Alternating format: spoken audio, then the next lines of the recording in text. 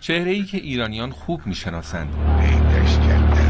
دیتر هالربوردن، کمدین مشهور آلمانی در دهه 1970 با شخصیتی به نام دیدی یادآور روزهای خاطره انگیز عید که شادی بخش خانه‌هایمان میشد.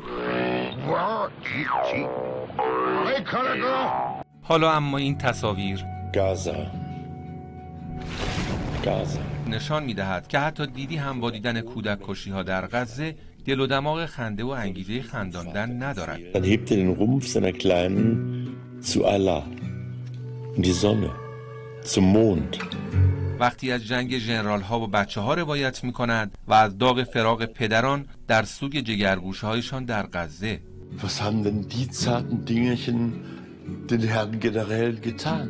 و این کنایه دیدی. Sie liefern Granaten aufs Neue, bittend zart damit umzugehen. یعنی توصیه به کشتار آرام مردم غزه به تدارک کشورش در تجهیز تل‌آویو اشاره دارد.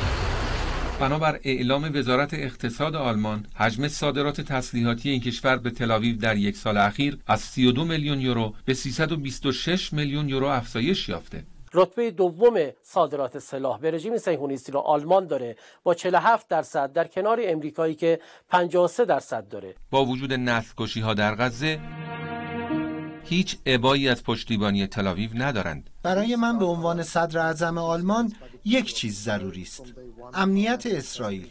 این در کانون تلاش‌ها و افکار من است. و این پرسش هنرپیشه آلمانی از نهادهای جهانی. Vor deinen zerfletzten Gliedern. Und ich frage mich da immer wieder, und das soll kein Völkermord sein? پرسش مشترک افکار عمومی که با تبرئه آلمان از همدستی در نسل‌کشی مردم غزه پاسخ داده شد از جانب دیوان لاهه با این رأی: بنابر اعلام آلمان هیچ مدرکی دال بر این که کمک‌های نظامی این کشور به اسرائیل به ارتکاب نسل‌کشی منجر شده باشد وجود ندارد. حمید ترکشفند، خبرگزاری صدا و سیما.